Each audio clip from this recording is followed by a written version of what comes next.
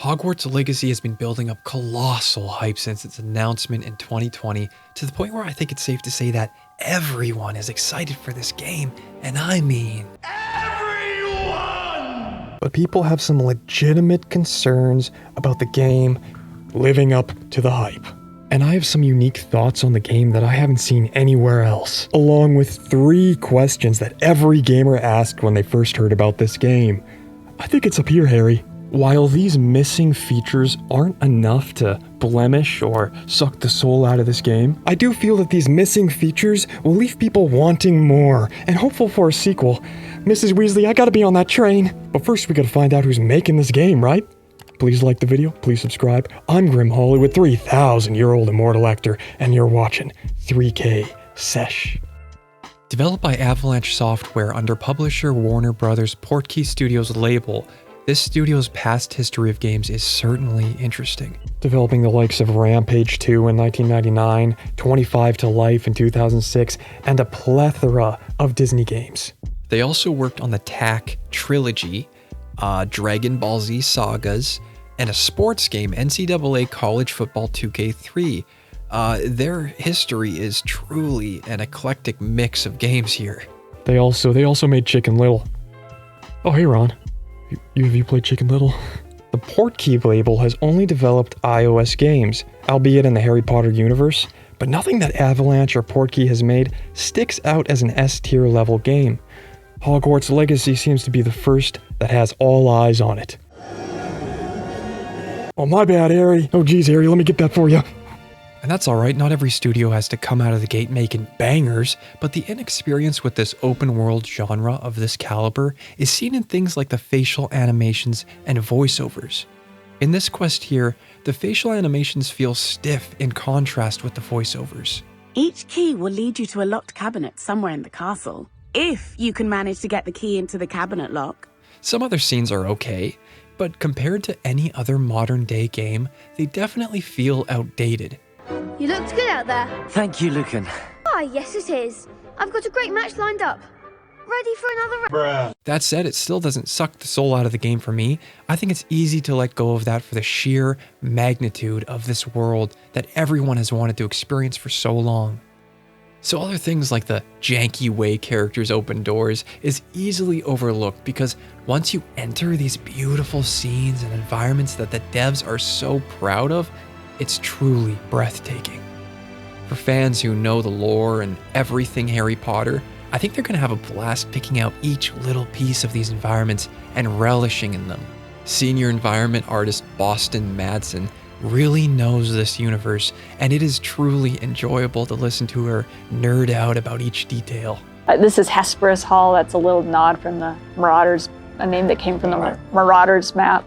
But every hallway will have a little bit of a different personality. Yeah, there's a map of Argyllshire. We know the fat lady hides there. Hides behind it. That's right. The third book. All the details come from J.K. Rowling's writings for this common room. The round doors, the hanging vines, even the dancing badgers on the fireplace. It's kind of real earthy vibe. Yeah. It's very, very earthy. Which is like elements for each of the houses, right? Hufflepuff is earth, Ravenclaw's air, Gryffindor is fire, and Slytherin is water. We really leaned into that for each common room. The graphics look fantastic, the lighting and the textures look slick, and Hogwarts is alive with events triggered when you hit certain points. However, my question is, does this same event happen every time you hit this spot? Or how many animations do they have planned for that? Or does it even matter? Or would it feel weird seeing the same animation over and over and over again?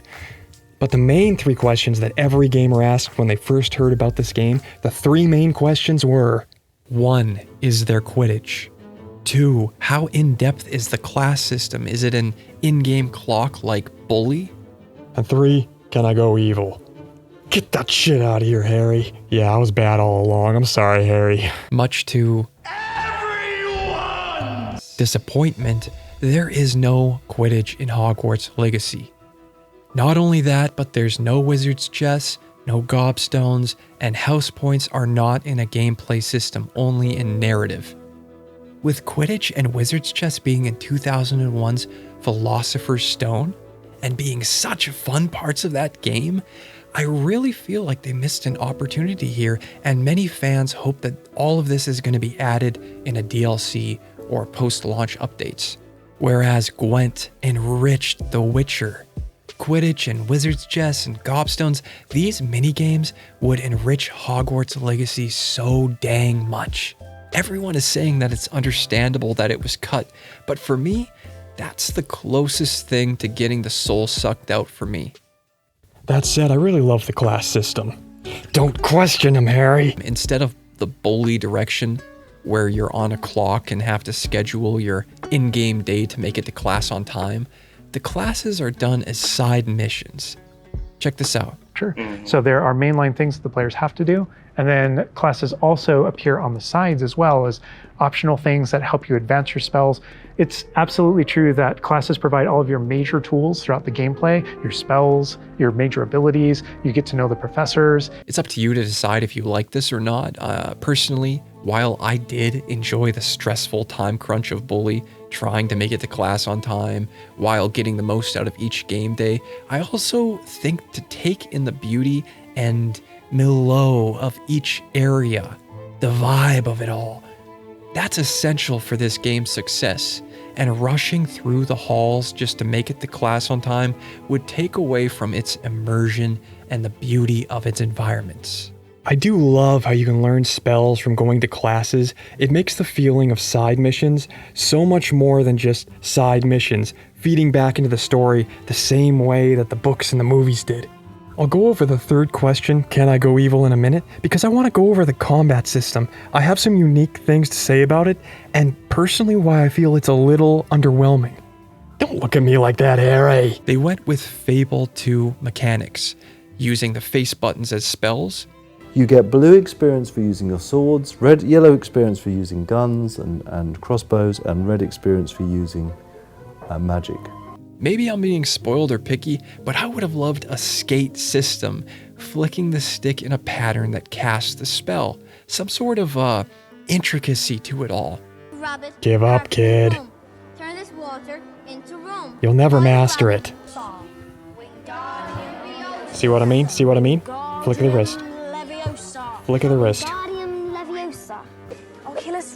Don't you point that thing at me, Hermione. The flick of the wrist. See the flick of the wrist? Snape is such a badass. Those little details of trying to perfect a spell matter. The artistry of it. The activity of spellcasting should feel more in-depth than just a button press. As Hermione says, it's Leviosa, not Leviosa. Or how's it said, Hermione? Leviosa, Leviosa. Stop. You're going to take someone's eye. Well, come on, man. Besides, you're saying it wrong. Besides my nitpicking, the combat system still looks fun. It's heavy on combos, and there's a shield system and a counter system. The shield's colors match the spell's color needed to break them, and countering is done by holding one button, and if you just tap that same button, it just deflects it. This simple combat system could get quite fun while fighting multiple enemies and trying to juggle all that around. And literally juggling your enemies around with these slick-looking spells that look really great. Taking your opponent's weapons from their hands, piercing them with it, grabbing objects from around you and hurling them at enemies, slamming them or burning them and freezing them. The devs likened their wand combat to fencing, but I think it feels it's more of a rock, paper, scissors system. Fencing, again, should have some more intricacy or skill to it. But despite lacking Quidditch and minigames, they have actually added some really unique features. There's potions you can craft to use in combat. This lean smells delicious. And you can even summon creatures to help you in battle. Fantastic Beast style, baby. Get 'em, Ratatouille. Speaking of Fantastic Beasts, there is Forge in Hogwarts Legacy. Yes, you heard it right. There's a magical space in the game that you can customize, and it's used to care for your beasts. I thought that this was like a really creative and fun addition, a little Animal Crossing dealio going on. You can upgrade your gear and brew potions in the Room of Requirement, but there's one thing that struck me odd when they revealed this. You're introduced to this space that seems to sense what you need and then provides it for you. And then I saw this part. And then this part.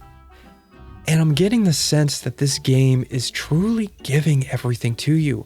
This game literally might be the room of requirement.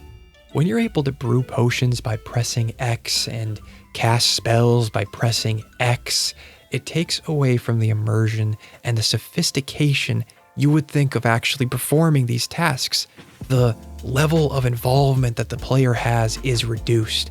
You know, it'd be way more fun having some more intricate systems. That's the stuff which would make you feel more like a wizard or a witch, the same way it was in the books and the films. But again, it doesn't suck the soul out of it for me. Shut up! Shut up! Broom flying is in the game and you can master it through classes, though it looks a little stiff and I would have loved a little more ruffle through the clothing, but that's just me being picky. You get to fly on Buckbeak and I'm stuck on this broken-ass broom? That's bullshit, Harry. There's a companion system of students that can aid you in quests and you can learn spells from them. I won't be going over the story in case people don't want spoilers, but from what we know so far, it sounds great.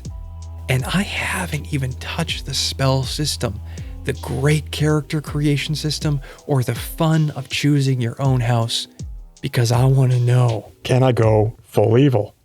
Helena, I thought we were on the same side. This is something that could make this an instant game of the year if players are given ultimate freedom to choose the outcome of the end game, to either join the dark side and have the bad guys win.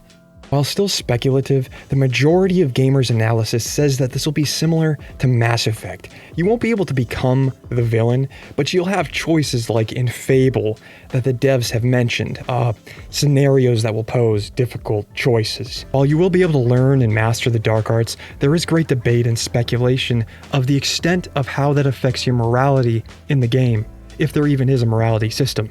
And I mention all this because let's strip away all speculation, all projections, all imaginings of this game. At base value, what we know is this is not a Hogwarts student simulator. It's an action-adventure RPG.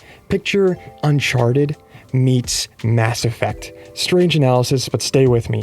I personally don't feel like it's going to have the level of freedom that Mass Effect had, but there will be light RPG elements and choices like in Fable. The developer hasn't really worked on a game of this scale, so I don't think that the RPG elements will be as in-depth as something like Fallout or Knights of the Old Republic. So if someone's going into that expecting that rich and in-depth RPG experience, it's not going to be the same and it won't live up to the hype. But the drawbacks are still, I'll say for the last time, it's still not enough to suck the soul out of this game.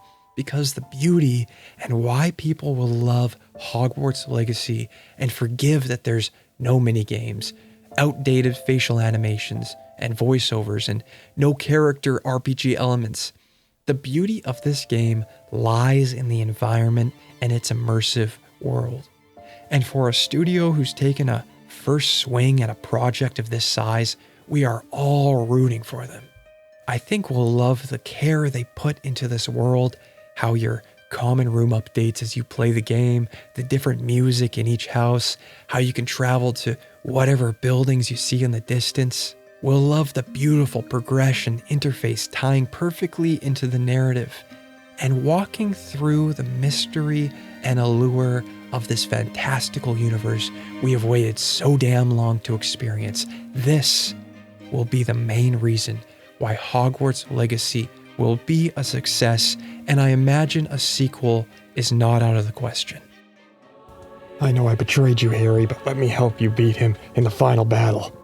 Another super hyped game releasing in 2023 is Starfield, and this video here is my prediction of how that game will launch and perform. GG's, Grim Gang. Namaste. And good kill, Harry. GG's, Harry.